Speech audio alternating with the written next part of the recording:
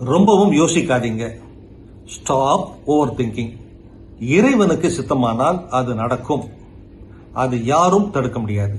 அதிகமாக யோசிப்பது முன்னேற்றத்திற்கு பெரிய தடையாகும். நாம் பரிசீலிக்கிறோம், தயங்குகிறோம், இரண்டாவது யூகிக்கிறோம். செயல்படுத்தும் பொழுது நேரத்தை, ஆற்றலை, வாய்ப்புகளை இழந்து போகிறோம். உண்மை என்னவென்றால் எல்லாமே நம் கட்டுப்பாட்டினுள் இல்லை என்பதுதான். நம் கட்டுப்பாட்டுக்குள், ஆளுகைக்குள் இருப்பவை எல்லாம் ஒன்று நம் முயற்சி, இரண்டாவது நம் ஒழுக்கம், மற்றொன்று நம் தொடர் முயற்சி. நம் ஆளுகைக்குள் இல்லாதவை இவையெல்லாம் நேரம், சூழல்கள், இறைவனின் சித்தத்தோடு இசைந்த பலன்கள்.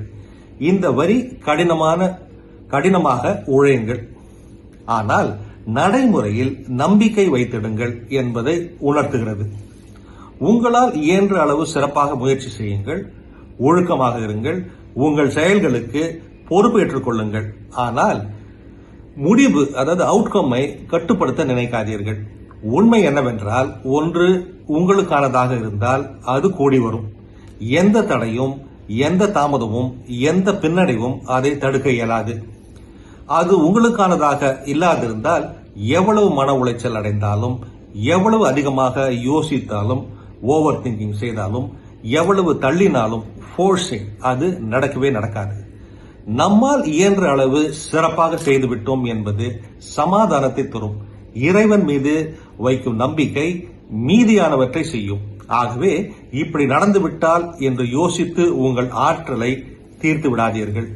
அலுவலகத்திற்கு செல்வதில், வேலையை செய்வதில், தினமும் வளர்வதில் கவனமாயிருங்கள். உங்களுக்கு வரவேண்டிய ஏற்ற நேரத்தில், ஏற்ற வழியில் வந்து சேரும் என்று நம்புங்கள். ஒழுக்கமும் இறை நம்பிக்கையும் இணைந்த மனம் எதற்கும் சோர்ந்து போகாது. Discipline plus faith is equal to unstoppable mindset. Mohammed Amar இப்படி கூறுகிறார். இது போன்ற சிந்தனைகளுக்கு தமிழ் பூமர் அபிஷியல் சேனலை சப்ஸ்கிரைப் செய்யுங்கள்.